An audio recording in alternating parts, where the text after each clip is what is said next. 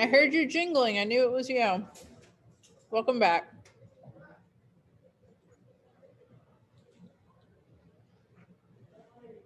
That is today's one. Hi. It's not very good.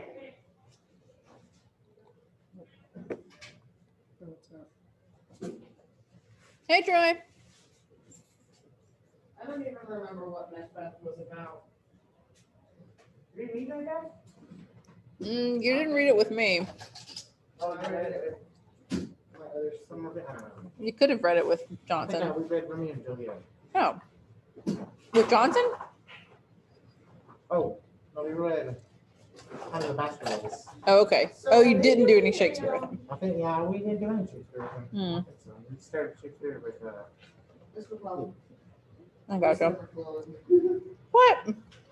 Are they doing anything for the ADML people again this quarter, or is that only on semesters? I don't have any idea. What did they do first time? They had we went and watched Jaws, and they had pizza and Yeti. In the cafeteria. I have no memory of this. I think we did read Shakespeare play. I forgot what it They had, was. like, It was Othello? It was what? Yeah. It was Othello? Othello, yeah, it was the Mm. king. In the, Next. his servant. Mm-hmm. Uses him to kill his own wife. Yep. Because he thinks he's. He convinces him His that wife she's is cheating on him. cheating, and then he kills her, and then he kills himself. Mhm. And then he's. I mean, I clearly didn't go to it. You were there. That's what we I definitely that wasn't. was How that long was was possible you were Johnson. there? It was just at the end of the day on a Friday. Well, I'm sure I wasn't there because I would have had to be teaching. I remember because we watched the movie as well. The guy who played it. Othello was played by Morpheus. Oh, really? Hey, Christian. You know, it's like 3 of the Take your movies. car, Christian. Wow. And then he took him out. Chip, let me see what's out for you. But yeah. Okay. So y'all never read Macbeth? I really like that. I like that one too. Oh, you got the iPhone. Yes? I was hoping the You what? I was hoping the front of me will be gonna be cool pieces for that. No, it's this. Who even is that? Someone from. I got 2 people in the Zoom, which is surprising. Where is everybody? Is Sterling in there? No. Yes. Just kidding. He is. Oh, Ian, you've got a birthday coming up. Yeah, I do. When's his birthday? Ooh. Sunday. Your birthday is in December.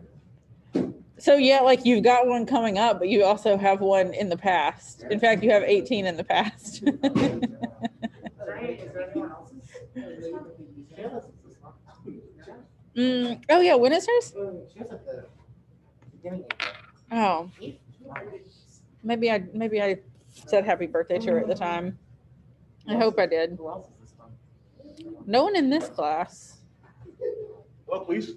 Someone try coming. Oh my God. You are a force of destruction. Awesome. Shiny shop. Awesome.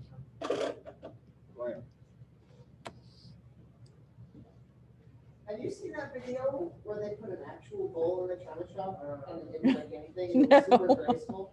No, I have not. Yeah. He like knocked one thing. All right, I'm gonna let But yeah, he these just, 3 like, folks knocked out in. the china shop, not breaking anything. I'm not breaking anything, just chilling. It was pretty funny. It was so weird. Oh, there's another one. Hi. Okay. You don't really need to be here today.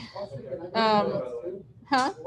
Well, we're gonna kind of like give some lead up on Tuesday and Thursday. We're gonna be watching / listening to this theater thing, and so today I'm just gonna kind of introduce it. Okay.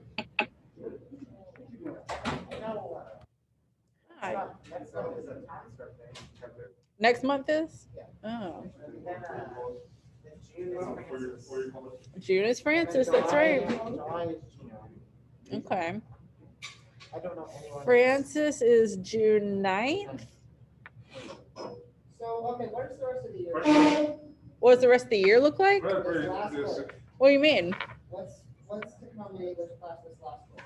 Okay, so this week we're going to do this theater thing. Next week we'll start Victorian literature and we'll read a play. Ooh. And then it kind of just depends on how long that takes. But after that, we'll do contemporary and we'll do some short stories with that. We would not have time to do a novel. So.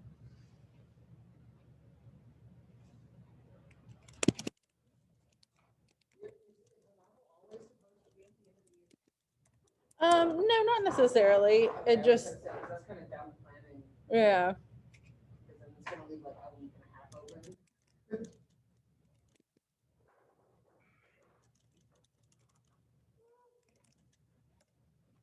Yeah, and it's I'm fine with that. I've 1 year that I taught English for, I did have time to do a novel. But we were really pushing it, and also I don't know how I feel about teaching that novel again. Miss McCullough, Uh-huh. the person that did the little what's the name called? That did my photo, Yeah. like, does he do that all the time? Well, I kind of just like asked my friends on Facebook if anybody's really good at photoshopping, and it's this girl I know that's also a teacher, and so she was like happy to do it. So I need a favor. Wait, what happened? I need one more favor. what do you need? So I need her to Photoshop me with a celebrity. And, yeah. Did you have to pay for it? She didn't ask me for money, but I did give her some money. Okay, yeah. I need a celebrity Photoshop. What celebrity do you need? I just send you the picture. Okay. Yeah. What celebrity is it? I don't know. I gotta think about it. No. Yeah, I gotta think about it. So, Which one? wait, what did Christian need Photoshop? His senior photo. Oh, why? Because I didn't. Oh, you. But you'd never know. So yeah. What did it look like? I send you the. I send you. Well, I just took his school photo from last year, Oh. and put it on one of y'all's bodies. I don't actually remember whose body it was. I sent I sent the girl that did it several students that were like kind of facing the same direction as Christian's old photo. So I don't know which one she picked. Shit. Like, whose body is this? Yeah, I want to know if it's like, who is it? I don't know. Could be you. Yeah. Could be you. The first year that we had a graduation, I had that same issue, and Patrick Adcock did not get a photo taken. So I took, actually Benvenuti did it, I think. Did he? I don't remember now, but took Patrick's head and put it on AJ's body. But it looked good. Or maybe it was the other way around. Maybe it was AJ's head on Patrick's body. I think that's it. Oh, It has been so cold in here for weeks now, and like I there's nothing I can do about it. Like, I could put in a work request, but I'm so afraid it would go the other way and that it'd be so hot. It's like Stover's room is so hot. Cathan's room is so hot. About to go into summer. We're about to go into summer, and I'd rather have it cold and like be bundled up in my blanket. Yeah, I'm sure glad I have a blanket. it's getting colder. Listen, I'm in here every day for all day. I gotta look out for myself. I have a coat in my car. That Mr. McCullough, that's your brother? No, he's not really. Oh. I used to tell people that he was because I thought it was funny, but It's less funny when nobody likes him. I thought y'all were related or something. I have a sister. Yeah, would your dad be Mr. McClellan? My dad is Mr. McClellan, but the Mr. McClellan who used to teach here is not my dad, nor is he my brother. We're not any kind of related. I don't know that we're related in any kind of way. I feel like I know most of my extended family fairly well, but They always say. McClellans are kind of hard to come by. Like I have met very few other McClellans in my life, but we wound up teaching at the same school. Probably what? He might be. I don't know. Who knows? He's a weird guy though. Yeah, Eli's and Powell's are probably a lot more common. I went to high school with another McClellan, but we were definitely not related. I know how to sound. Do I still talk to people what? Tell people about the finger story. Yeah, I tell people about the finger story. I tell people all kinds of things about the finger story. What's that? When my dad lost his finger. Wait, which finger did you lose? Wait, that one. The wedding band. He doesn't wear a wedding band anymore because he doesn't have a finger to put it on. What happened? What actually happened, I will tell you the true story, is that he and my mom were moving. This was before I was born. My sister was a baby and they were moving and my dad was like loading stuff on top of the moving truck and then he jumped off and his wedding band got hooked on the thing, on the like rail, and it pulled his finger off, literally ripped his finger off. I know. The funny part of it, if there is a funny part, and he would argue that there's not a funny part. He doesn't like that I make fun of it, but my dad is very dramatic. Like he's the kind of guy that like if he has a cold, he's like, guys, I'm dying. I'm just dying. And so he like came up to my mom and was like, Carol, I've ripped my finger off. And she was like, shut up. Like you did not rip your finger. And he was like, it's right here. Call an ambulance. They like put it in a Ziploc bag with ice and stuff. But I guess it wasn't a clean enough break to reattach. They had to like saw his bone down. Did you know that if you could get over the mental side of it, you could bite your hair, or you bite your finger off like a carrot? I believe that It's because it's like basically the same density and resistance. well, I guess you could bite all the skin and muscle around from it. You'd have like, oh, it would pop off. You'll go right through it. My sister's dog ate her own tail off. Yeah, like she's crazy and like kind of neurotic. And the first time she bit like half of her tail off, and my sister came home. She was like, I thought somebody had been murdered. There was so much blood and everything. And then they like taped it up, and like she had a little nub. And then once it healed, she ate the rest of it off. Crazy. We're just swapping stories this morning. I think she needs a psychiatrist. Yeah, she does. Well, actually, sadly, at this point, she needs to be put down. She is not a well dog, and she like has to wear a diaper and stuff. It's very sad. No, because she was fine.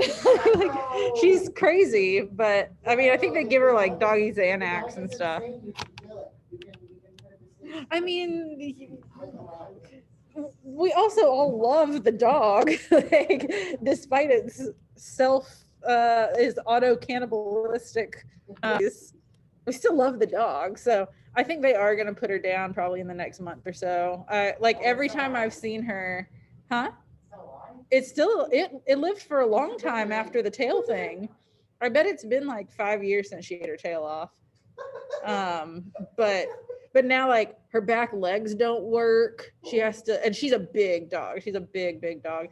Her back legs don't work, and she like can't control her bladder or her butt at all. So she has to wear a diaper. It's all just very sad. The last like several times I've seen her, I've hugged her and been like, I hope this isn't the last time I see you, but I wouldn't be surprised if it is. So I'm actually so surprised that I know when dogs get their tails like cropped, they'll like kind of wag their butt, like their whole butt. she does kind of wag her butt, yeah. And she's very fluffy and she looks like she is wearing like furry pants. Like she looks really funny from behind now, I'm not gonna lie. She had like a big beautiful tail. I mean, it was destructive. It like knocked stuff off of tables, but it was like a nice big beautiful tail. Okay, let's talk about what we're gonna do. So I was explaining a little bit to Corey that we're gonna do this theater thing this week, which I would love to be able to, like, one of the things that I miss a lot from both not being downtown and from being in this weird hybrid virtual state is like we haven't been able to take any kind of field trips of any sort. And I think that like trips to the Dock Street Theater were always really fun, especially for English classes, because there's stuff you can do with that. So we haven't been able to do anything like that. And then I came across this opportunity because this friend of mine who I've known literally my entire life, like she knew me when I was born. Her husband is a theater director in Chicago, and they do this cool thing called Theater in the Dark, which is exactly what it sounds like. And they do performances like in a pitch black black box theater, as a means of, and I'll let him explain it a little bit more. It's like what? It's kind of like an audiobook, yeah. Like a really well done audiobook, and I think you'll see that from when we're gonna watch the trailer for it. We're gonna watch a trailer for a movie with no lighting. Yeah. Yeah. And it sounds really good. Like the sound design, sound effects are really cool. And we're gonna look at just some like explanations of why they do this kind of thing, what it is exactly. And this is a little bit different for us because this is a British literature class, but we're going to be looking at an adaptation of Moby Dick, which is American literature. But one cool thing is, and you'll see that he in the little thing we're going to listen to with him, he explains a little bit about like some inspiration that they took from Shakespeare, and like inspiration that Herman Melville, who wrote Moby Dick, took from Shakespeare. So that's pretty cool in a way to kind of tie it in. And more than anything, even though this is sort of like out of our timeline and our place line, it's just a cool thing that we can do, and that, you know, I want to do something a little bit different with you guys. And I'm doing this with my American Lit class too, because why not? But I just think this would be a cool little different thing to do. So I'm going to share my screen here. We're going to start listening tomorrow. It's 2 acts and there's like a little intermission. Hey, Hayward. It's 2 acts and there's a little intermission, and the intermission thing is like 15 minutes maybe, and we'll look at that on Wednesday. But Tuesday and Thursday we'll dedicate to listening/watching. Each act is about the length of our class period, so that works out well. This is what I want. Let's bring this up here. Okay, so the first thing we're going to do is just watch the trailer for this, and it's pretty short, but just to kind of give you an idea of what we're sort of getting into. Next day, a large ship, the Rachel, was seen bearing directly down upon the Pequod, all her spars thickly clustered with men. Bad news. She brings bad news. Have seen the light whale. I recall the captain's words even now. Yesterday. Have you seen a whale? What was he? How was it? We were engaged in a show upon the sea. Yet in swift chase, the head of Moby Dick moved us out of the blue water. Our sparrow gave chase and fastened him, and was towed out of sight, but nothing. Fastened, but not killed. Not killed? Whoever heard of a whale little ship cruising after one missing little whaleboat in the height of the whaling season. For God's sake, I've begged for 8 or 40 hours. Let me charter your ship. I will gladly pay ransom for it. My own boy is among them for 8 or 40 hours. Oh, it's his son he's lost. What says Ahab? We must save the boy. He's drowned with the rest of a man. You have a child too, Ahab. My boy, my little lamb, 12 years old. I will not go till you say hi to me.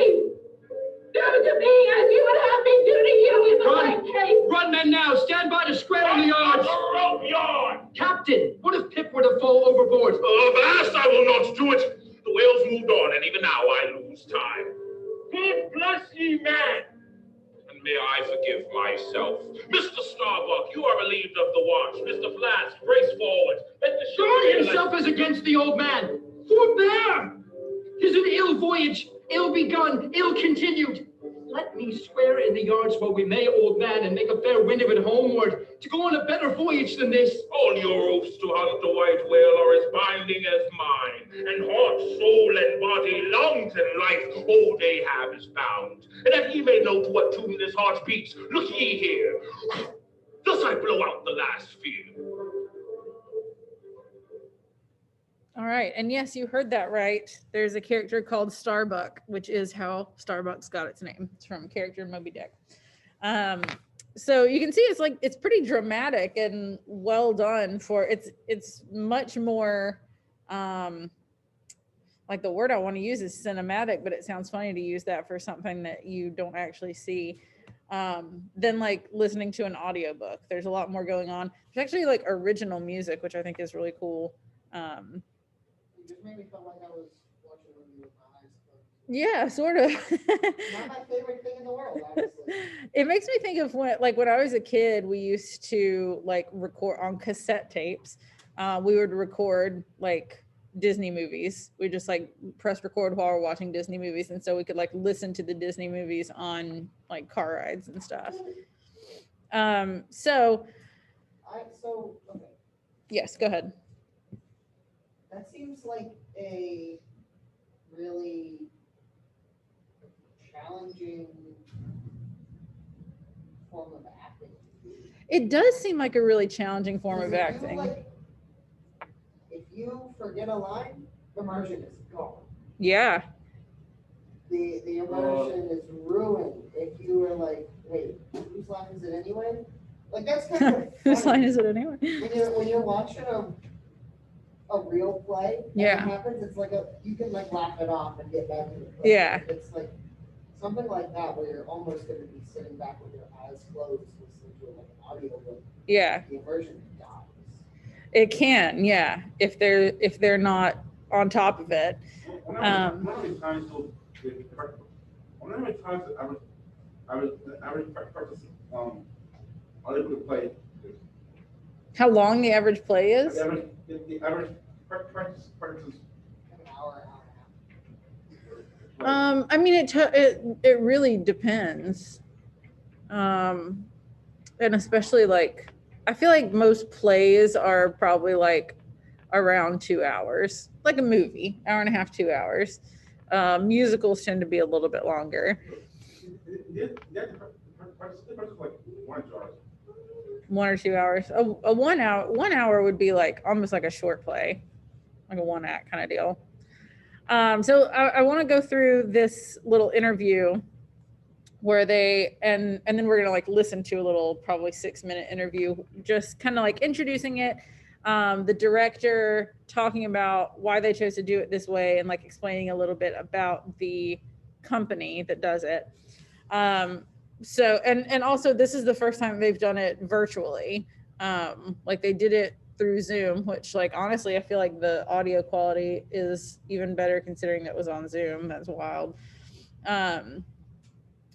But this is getting a lot of really good reviews from theater critics, and so this person asked, how's it going from your side? And I don't know who Matt Gordon is, he's one of these people, but Corey Bradbury is the director who is married to my friend.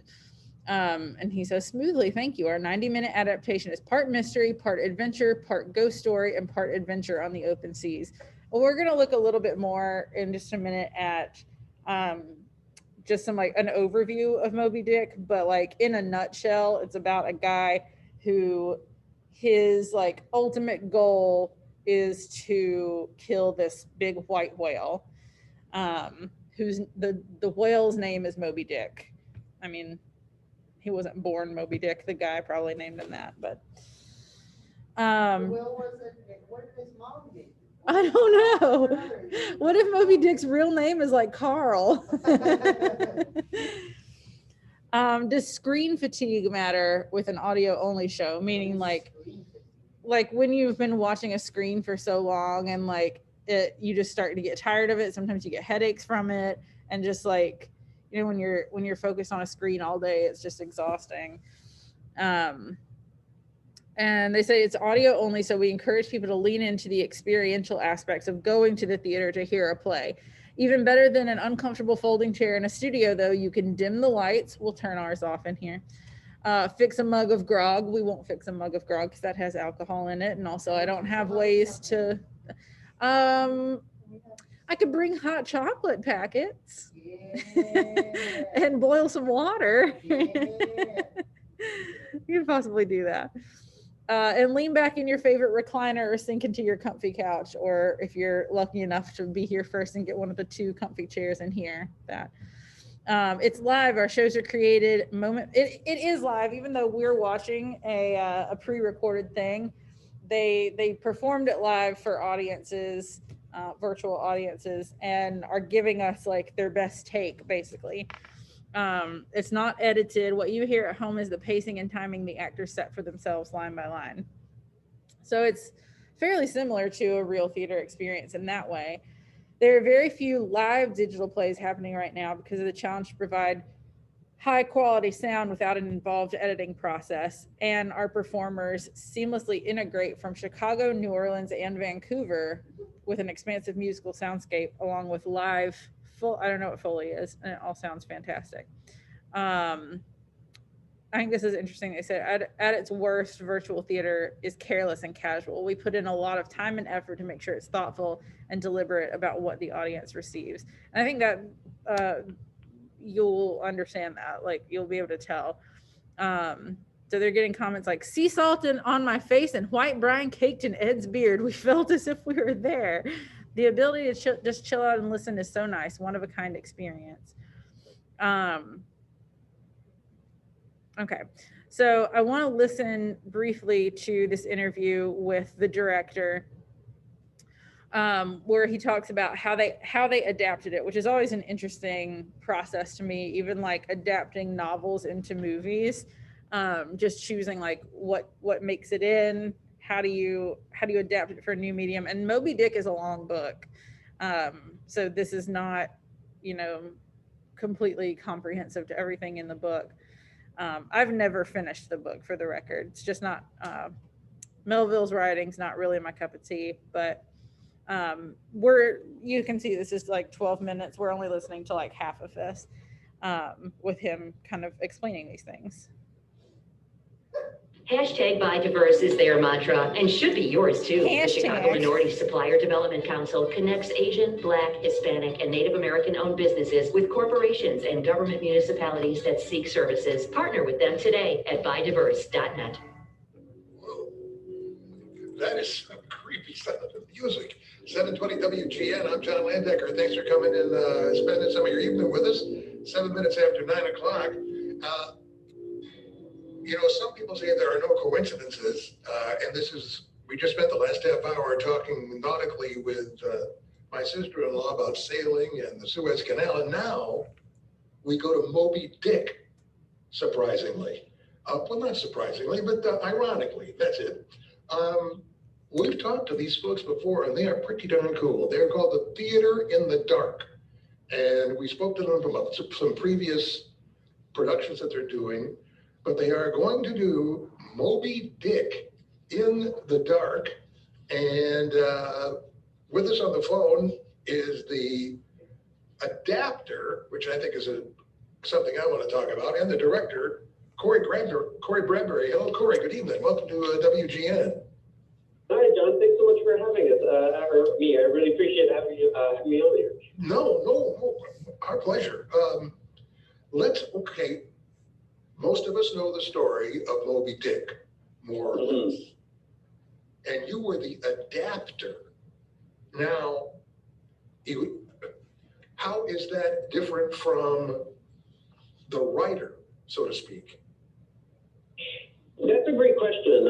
And with this, like, my job is certainly to honor, like, the book that Herman Melville wrote, because we certainly have so many people that are familiar with the story. But at the same time, my job is, like, I think about it transposing the story into an audio format, something that's digestible, 90 minutes with an plus an intermission. And I think someone had said to listen to a full audio book of the 600-page novel takes up over 24 hours, I think. Yeah, I would think so. Yeah, so part of my job as the adapter is like curating and choosing which scenes, which stories from within this 3-year voyage go in to tell the most exciting version of the story over our 90 minutes. Yeah, and then someone, probably you, couples these things together in a narrative that will, have a beginning and a middle and an end. Yes, absolutely. And so for folks unfamiliar with the story, it follows Ishmael, a young sailor who sailed on the Pequod in the mid-1800s and follows the Captain Ahab, who has his infamous ivory peg leg, basically as they go on a whaling voyage that turns into a 3-year hunt after the white whale Moby Dick that has reaped away Ahab's leg in a previous battle. Yeah, and there's mystical characters and danger, and the captain is not exactly the most cooperative person. Yes, monomania is the word that's used to describe him. Yeah, singular focus on this vengeance. And it's interesting because,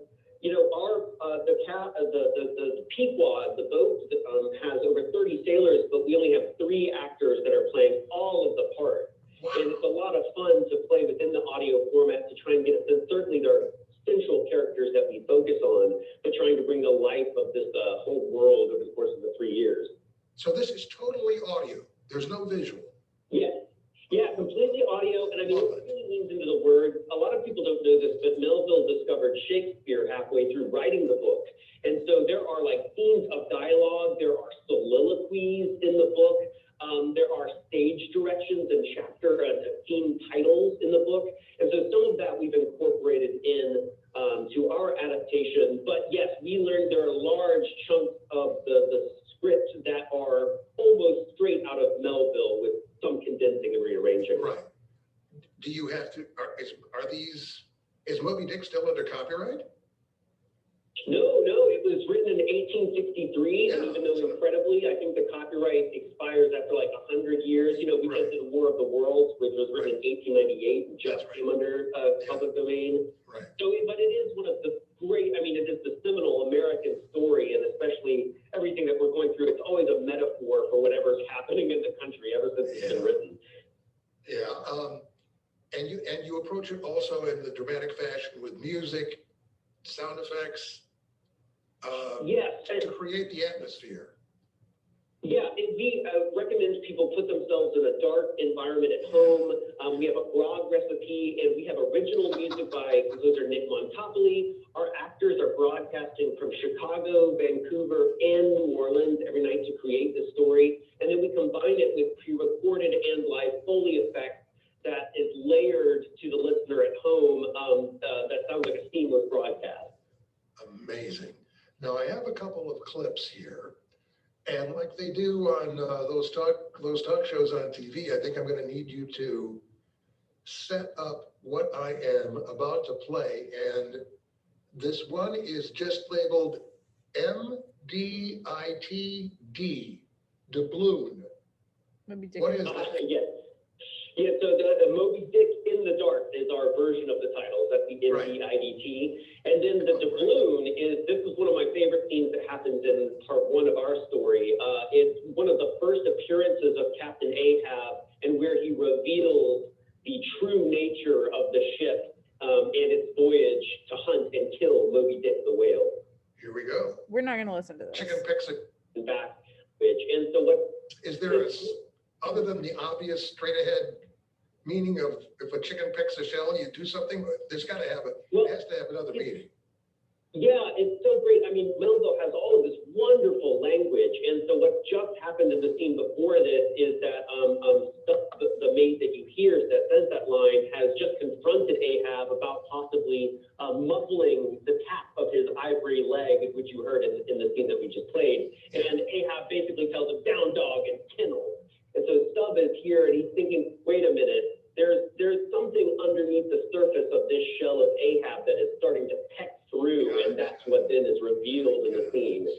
Nice. I have another clip called The Rachel. All right, we're gonna stop because I don't want to keep listening to clips if we'll watch it the whole thing. So let me pull up. Yeah, come on. Working on it. Okay, we don't want you anymore. We want you.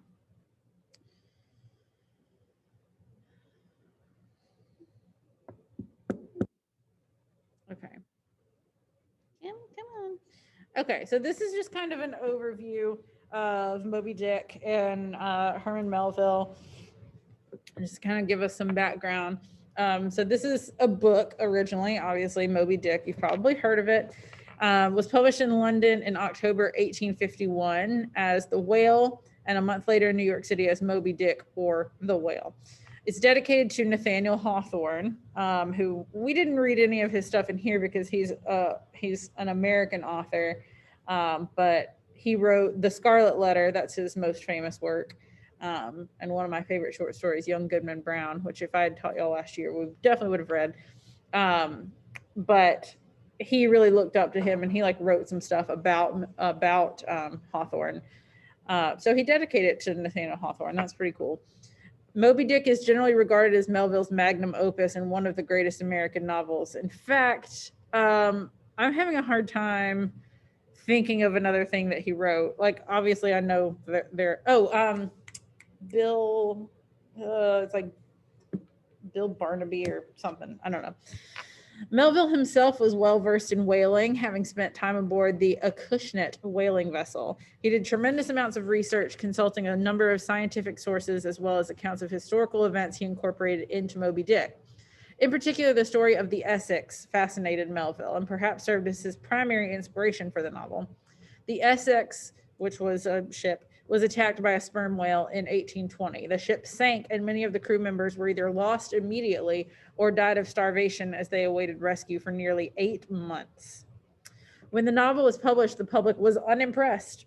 The British version was published in 3 volumes and was over 900 pages long. Good Lord. The American edit was only slightly shorter at 635 pages. It sold fewer than 4,000 copies in total, with fewer than 600 in the UK. Reviews said it was an ill-compounded mixture of romance and matter-of-fact, and The Whale was not worth the money asked for it, either as a literary work or as a mass-printed paper. Basically, like, it's not worth the money, or it's not worth the paper that it was printed on. That's harsh.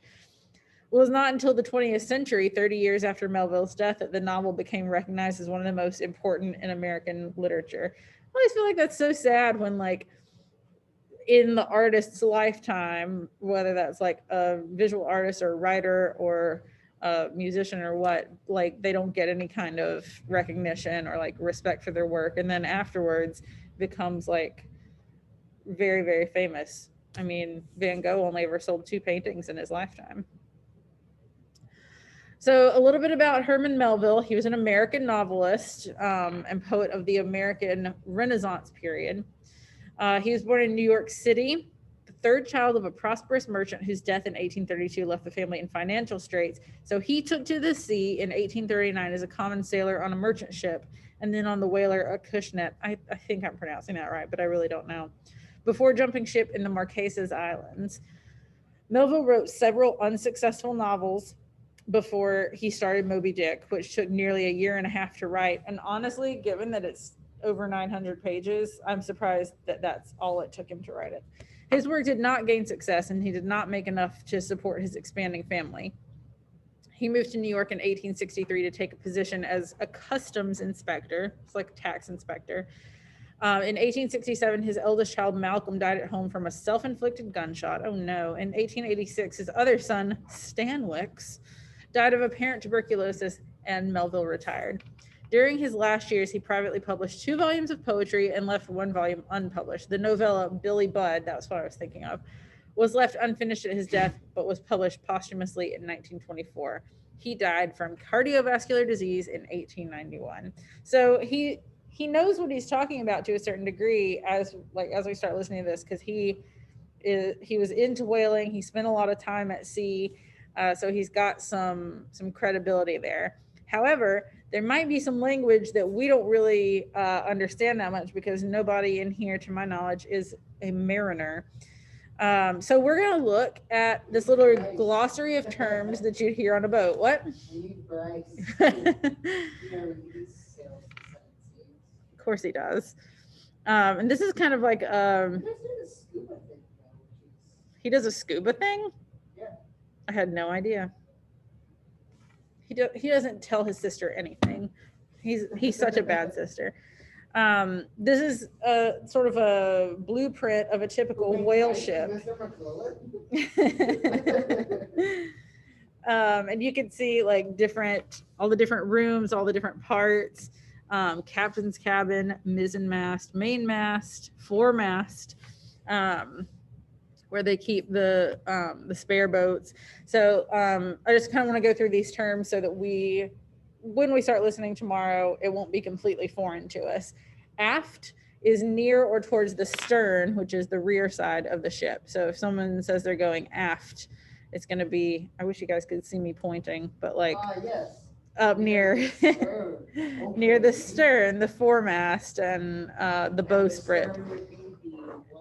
The back of the boat, like this stuff right here. It's actually in there. Stern is the third one down on the right. But this does suck that y'all can't like see me pointing. All hands means an entire ship's company, everybody who works. So when they say all hands on deck, everybody here go up to deck. Bulwarks, that is the part of a ship's side above the deck, just like the side. Capstan is a machine for moving or raising heavy weights that consists of a vertical drum, which can be rotated and around which cable is turned. It's not super important that you understand the mechanics of it, but it's a machine for raising heavy weights. 8 bells means midnight, which I think is so nice sounding. At 8 bells. It's the end of the watch that began at 8. So if you have watch, if you start at 8, you end at midnight. And the ringing of a bell marks each half hour of the watch. So when 8 bells have passed, your shift is over. Frigate is a fast, medium-sized sailing warship. It's just a type of ship. A harpoon, you probably know what a harpoon is, or at least sort of. It's a barbed spear or javelin used especially in hunting large fish or whales. You would like literally stab the whale with a harpoon. The helm is the wheel by which a ship is steered. The one with the, little pokey outy things. Larboard is the left-hand side of the ship as one faces forward. It is also called port. We'll get down here in a minute, but the left side of the ship is referred to as either port or larboard, and the right side of the ship is referred to as starboard. It's almost like that, like stage right, stage left kind of thing. You would never, like if you were on board, you would never say, go to the right hand of the ship. You'd say, go to the starboard side. A Leviathan is a sea monster or a whale.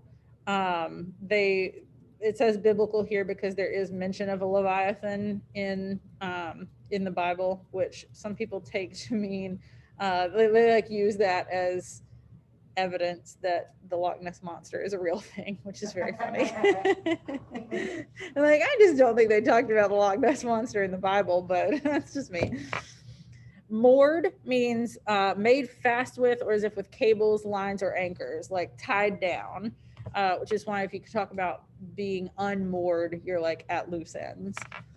A pod in this circumstance is a group of whales, a pod of whales.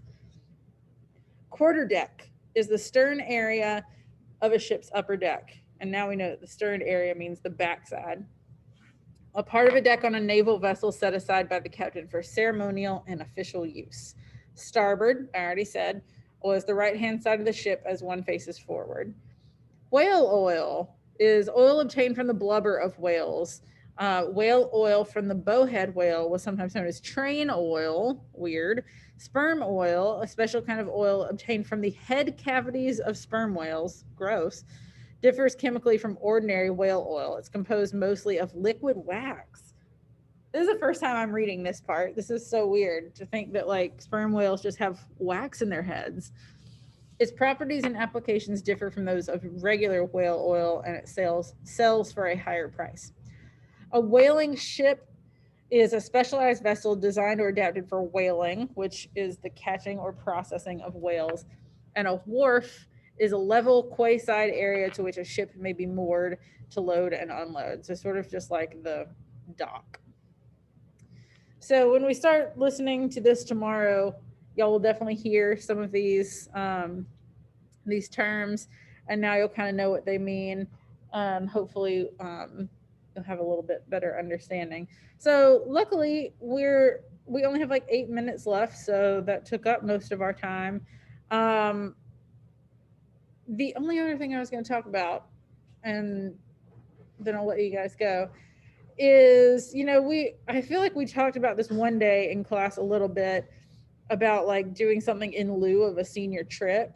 And like some people had said, like, just do something here, like a lock-in or something. Some people said, let's do a beach day. Some people said, let's do like whitewater rafting. Any suggestions that you guys of like things that you guys might want to do? Chip says not a beach day. Any other like any? Just go like walk around on the grass where they didn't want us to walk around. We should just all go and step on all the grass. Just step on all the grass. Okay, no beach. That seems to be not unanimous, but a popular opinion. Sand. Okay, well, I'll keep that in mind.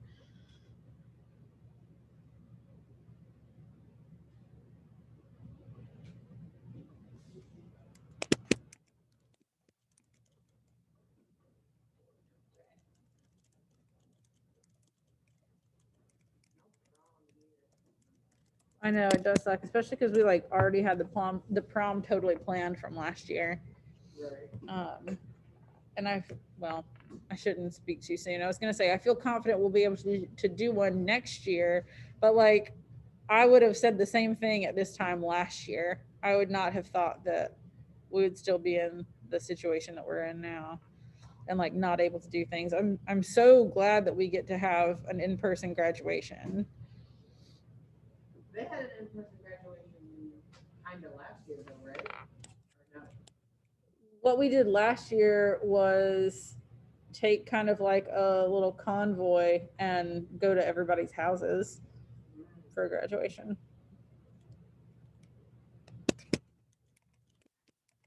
It was whack. The only cool thing about it was that we had like Carlson in the back of this trailer with a piano, so she would like play Pomp and Circumstance as we drove up to people's houses. That was sort of fun.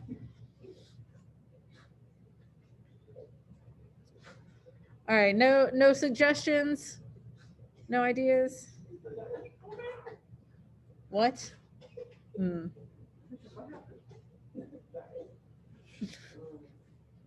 All right, I'm gonna let you virtual folks go, and we'll get into it tomorrow. We'll start listening ASAP so that we can get in Act 1.